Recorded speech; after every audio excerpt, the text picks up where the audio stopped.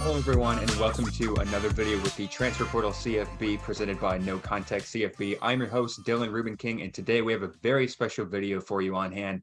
It is Incarnate Word quarterback Lindsey Scott Jr. Lindsey, how you doing, man? I'm good. How you doing? I'm doing great. Thank you so much for joining me. You've had a stellar season so far, so I'm so happy to bring you on. And before we can talk about the season that you're having this year, I want to talk about the journey that you've had to get to this point, because I truly believe there is no one in college football that has a journey quite like yours. You're in your seventh year, fifth school, third different level of college football. For those that don't know, you began your career at LSU in 2016, didn't get a chance to play, transferred to East Mississippi Community College, won a national title at the JUCO ranks, and we're also on Last Chance U as well. Went to Missouri, didn't play, then transferred to Nichols, didn't get to play for a couple years because of the transfer rules and then COVID, hmm and then you got your chance in 2021. Now you're at Incarnate Word. How good does it feel to be in the situation that you're in right now as the guy for, an elite program like Incarnate Word? it feels great, having a journey like mine. A lot of people will get discouraged and kind of give up, but you just got to fall in love with the process. And luckily, I was able to find a great school, great coach, and great offensive coordinator. That I can go and hone on my abilities. So it's been a blessing, to really see kind of the hard work that's come before all these years and whatnot. So. But I'm thankful to be in this position, thankful for the team I have and the coaches I have. Like you said, few college players can probably endure the type of path that you've been on, and a few guys can probably never lose hope like you have. Can you talk to me about the most challenging moments during those years of not playing and going from school to school and not knowing, what your situation will be like? It's just, I guess the most challenging part is, that you're putting in all the work and just can't really seem to come to why things aren't really, going your way. So that's probably the hardest part. It could be a little discouraging, and sometimes it was, but sometimes you just got to regroup yourself and get back on track and continue to do the things that instill in you. So I think just the hardest part was just those dark days when it felt like to what end, where are we going with this? But luckily, I got great parents and they instilled in me that you just work, you put your head down and work until you get the things you want. So very thankful for that. Thankful for them for teaching me that. You had a fantastic career in high school in the state of Louisiana, and you were part of LSU's historic 2016 class. You played for Les Miles. You played behind Danny Etling on a team that was just packed with NFL talent. What was the biggest lesson that you learned in that year in Baton Rouge? I think the biggest thing I learned was it kind of opened my eyes to what the college grind is going to be like. Being around so many great players and seeing how they worked. It kind of it was a reality shock. And along with that, my time there, I learned a lot of good things from Coach Cam Cameron. Just in terms of when we went to reading defenses and film and breaking down stuff like that. So one thing that I know, like when I think about my time at LSU, it really kind of laid the groundwork for the work that was to come and just how to be a good quarterback. And that's something that I pulled from to the flagship of Louisiana. And what advice do you have for someone who, they committed to this school, they're committed to the coaching staff and the program, but it didn't work out the way that they hoped? What would your advice be to someone like that? Just bet on yourself. A lot of people are going to try to tell you about your circumstance and what's going on in your life, but just know you have to bet on yourself. As long as you put in the work, at some point, whether it's next week, next month, or next year, it's gonna pay off. So there's gonna be hard times, but as long as you put forth the work, it's gonna happen for you. What was it like getting to practice with and share a locker room with guys like, just to name a few, Jamal Adams, Tre'Davious White, and Devin White? Who were some of your favorite teammates on that team? Um, Jamal Adams, it was a freak, and he had a lot of guys I can name. Devin White, DJ Chark was on that team, um, and some of the other guys, but the ones I still talk to, today for you know almost every other day is Danny Etling and Foster Moreau. You know, they taught me what it meant to work and also how to have fun with it. They're a great group of guys, and but I mean, you talk about all those guys in that locker room. One thing that's consistent is that they know how to work. They're in there on Saturdays, during the off season, sometimes Sundays, putting in extra work. So um, I could probably pull out a handful of them and tell you, like, these are the guys that you would look up to. Absolutely. And for me, I personally have so much respect for guys who ball out at the JUCO level, having been community college alum myself, because most of the time those guys don't get anywhere near the kind of hype and glory that Division I guys get. But for you, it was a little bit different because you played Mhm, for the eventual national champion and you were on Last Chance U in front of that massive audience. Did you mhm. enjoy that fame, and do you think it helped you grab some of the attention of coaches and the nation? It kind of goes, I guess it's kind of a tricky question. I wouldn't per se I enjoyed it so much, because at the end of the day, when you go to JUCO, you just you want to play well, and you want coaches to kind of see you. But going somewhere like that, it definitely kind of helps you get a head start in that area. Um, but in JUCO in general, JUCO really taught me, going to LSU, you're working your butt off and just things don't really work out. Obviously, you're a little down, a little discouraged. When I got to JUCO, it kind of, you know, um, relit that flame for the love that I have for the game. It was back to the basics of it. Just you got to be gritty, and you couldn't go to JUCO and do that and not love the game. So it definitely kind of relit that flame for myself and kind of boosted me going forward the next couple of years. Well, when you had that flame at the JUCO level, you were the guy there, and then you transferred to Missouri. You couldn't play there, and then Nichols had a couple years where you weren't able to play. So, going from where you said it relit the flame for your passion of the game to not being able to play for a 3-year stretch, what kept you going during that time where you didn't get to play, and what kind of a toll did that take on you? I think things that kind of kept me going were the friends around me. Seeing some of them and their hard work paying off, and then I just I love the game of football. I knew in my heart, in my mind, at some point things were going to work out for me, whether it was at Missouri or at Nichols or somewhere else. So I guess it was just unwavering optimism, and you know, I I sat there and I watched film. I stayed late nights and went hard in the weight room, did everything they asked of me. And when you check all the boxes off on your own work ethic internally, it kind of makes it a little bit easier going forward. There were days that it was hard. There are days that you wonder, like if it'll ever really work out. But you got to take those doubts and push them to the side real quick because if you don't believe in yourself, then who will? You got to have the utmost confidence in yourself, unwavering confidence every single day. So I guess that was just and that was something that I never really had the was very good at. Not that I wasn't good at it, but like at a young age, it's easy to get discouraged. So those years basically very kind of hardened me as a young man, and just learn not to give up. What did you learn about yourself through that process, and what was kind of your daily routine to, live up to the standard of, as they say, stay ready so you don't have to get ready? Was that kind of a Mhm. mantra for you during those times? Yeah, for sure. I think one thing I kind of learned about myself was just my process and how I was comfortable getting myself ready. Obviously, when you're in a situation like that, you're taking a lot of mental reps, and you got to kind of put forth a little more effort mentally, so you can be ready in those situations. So um, I kind of honed down my process of how I want to watch film, or how I want to review the game plan, or just like those little mental cues and mental things you can do to stay ready, so you don't have to get ready. I think that's one thing I learned about myself. Is just I learned what works best for me, and when it comes to mentally preparing for a game, and sometimes physical as well. And once you were able to finally play at the D1 level at Nichols, you were putting up some big numbers through the air and on the ground. What were some of your favorite moments from your time at Nichols? um, I guess it's just when I think about my time at Nichols, I think about my teammates. I think about my little brother. He still plays there, and I think about just the good times we had. Just being guys off the field and having fun on the field.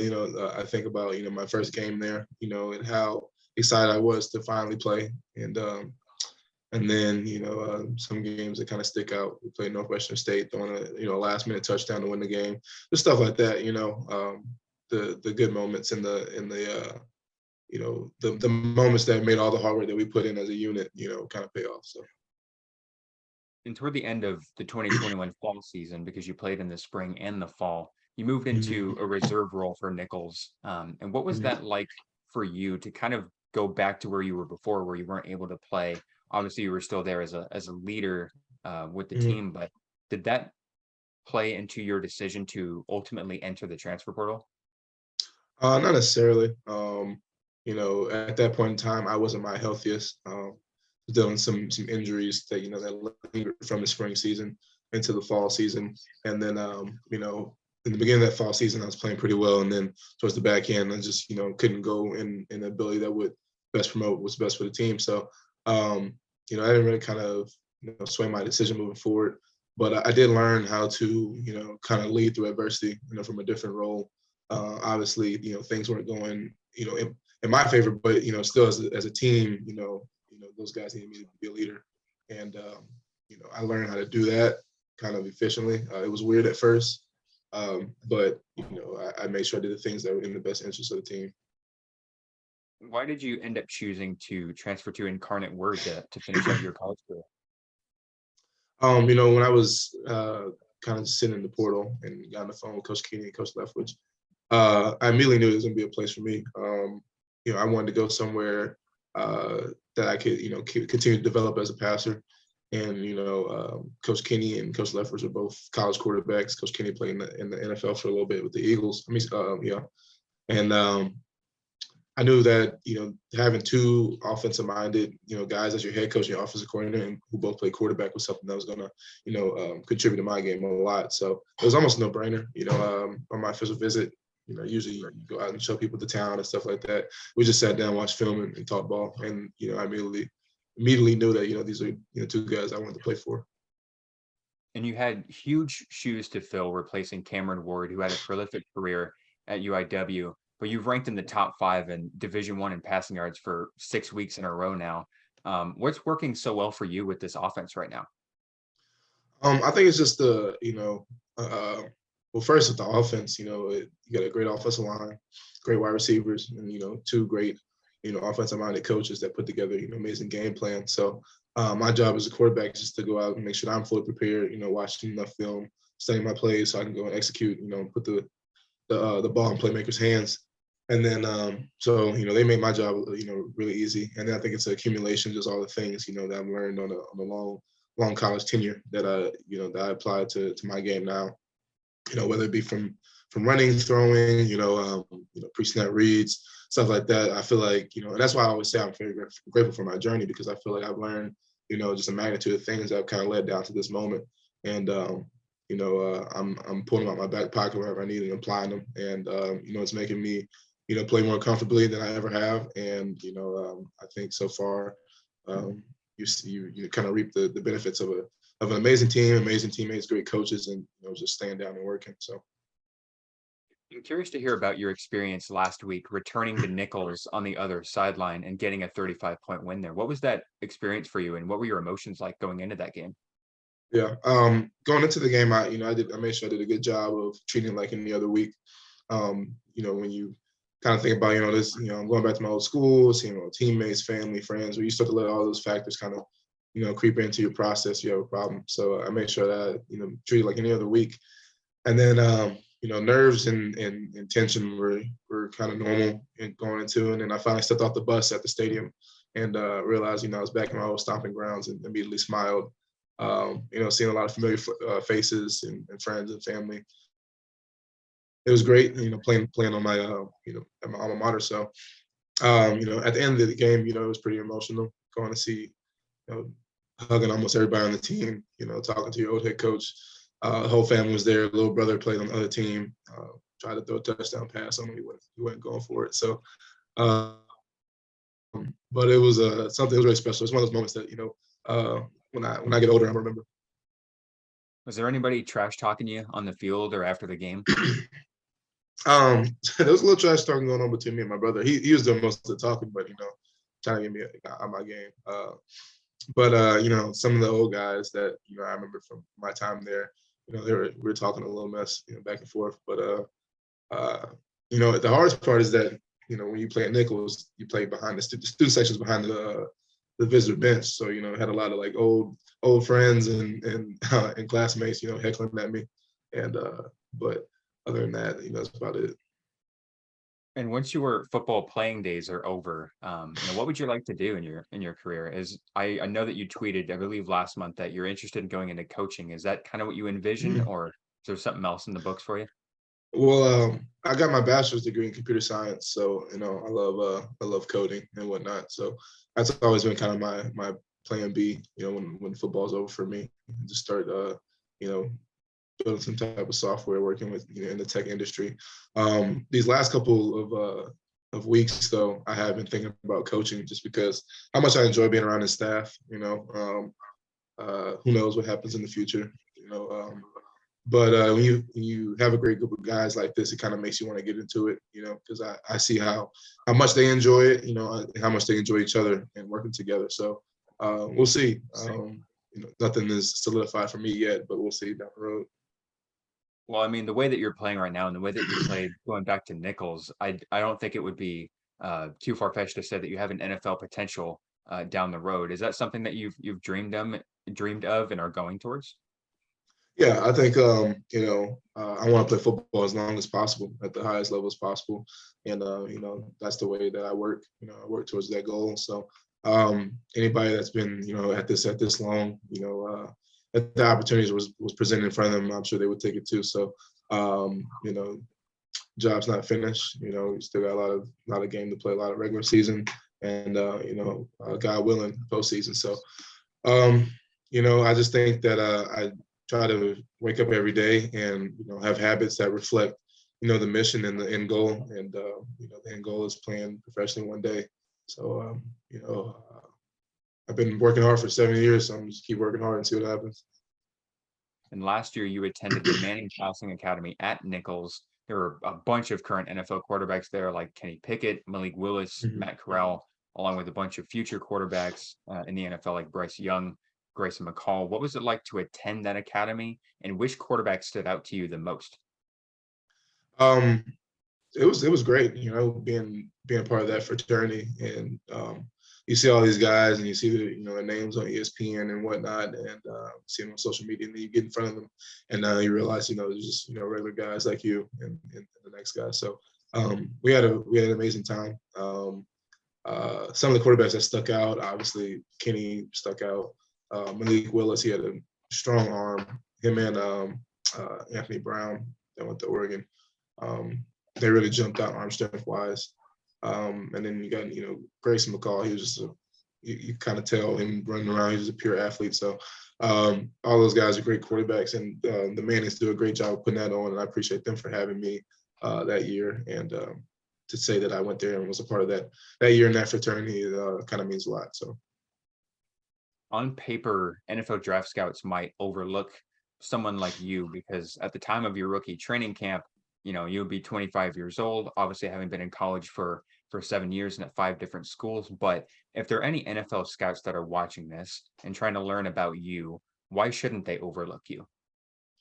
I think at this point, where I'm at in my career, I think you're bringing in a real mature guy, someone that can come in and contribute in some way, some form of fashion, immediately. Um, Persistent and hardworking, and whether it's in what form of fashion, I can contribute to the team in some way. So I think if you being on an NFL roster. Whoever picks me up, I'm gonna do my best and work the hardest that I can, like I've been doing, and contribute any way possible. At the end of the day, it's about winning, and that's what I'm about, and that's how I operate. So. Well, we're all certain that the NFL is calling your name. And we always like to ask players when they come on to talk about what they would want to accomplish in the community once they become a pro. And so when you get that opportunity, how are you planning on giving back to the community and helping out those in need? Um, you know, I've actually been thinking about this for a while. Maybe trying to get together some type of nonprofit. I've been kind of speaking with some other friends. One thing that I've enjoyed in my life, as I said, I was a computer science major. I've enjoyed technology, and it wasn't really exposed to me at a young age. And I always think about how many kids could really make a living and kind of change their life, pursuing that career. And I kind of want to get some type of program started where we're exposing young kids from where I'm from, Baton Rouge, to technology a little earlier. Introducing them to coding and hardware and stuff like that. So one day, hopefully, if God willing, that the sport takes me where I want to go. That's one way I want to give back. Just trying to affect the youth at a young age, so they can better their lives, just like sports and technology has done for me. Giving me a platform and a path. I absolutely love that. And I know that you'll get that opportunity in the NFL. Finally, we want to finish it off with a quick little segment that we call Pick Six, where we ask six rapid questions, rapid fire questions. It could be anything from football to, just random things to help people learn a little bit more about you. So are you ready? Yep, let's get it. All right. Favorite restaurant and your go-to order from there. We got this place called Sushi Haya right now in San Antonio. My favorite thing is the calamari roll at the moment. Oh, that sounds really good. I haven't even had dinner yet. What TV show or shows are you watching these days? I just started House of Dragons on HBO Max. On season 4 right now. I mean, episode 4, excuse me. There we go. What is your go-to artist to listen to for pregame music? Jermaine Cole, J. Cole, favorite artist. He always has some type of some music to kind of invoke whatever feeling I need to get into for the game. So If you could have dinner with any 3 people, living or dead, who would you have dinner with? Martin Luther King Jr. Uh,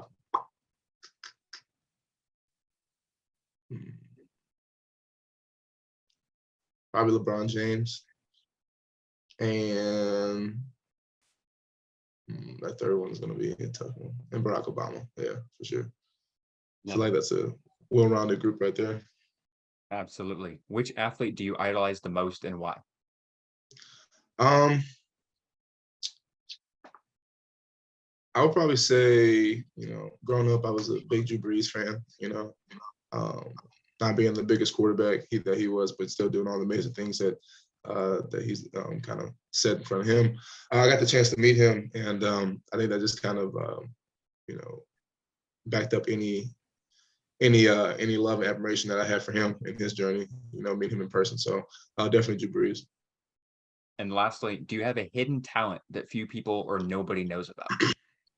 I guess computer coding. A lot of people don't know that, but I guess I used to play the saxophone. I still play it every now and then. So played middle school band. You got me, band nerd.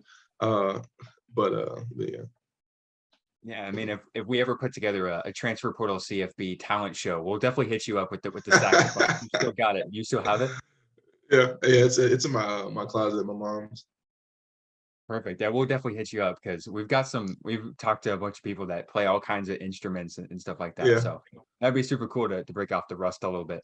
Yeah. Break off into a record label, huh? CFB the Yeah, we got some sources. We'll hit you up if that's the path you want to go down, or we want to put you on ESPN, do a little transfer portal talent show. Yeah, absolutely.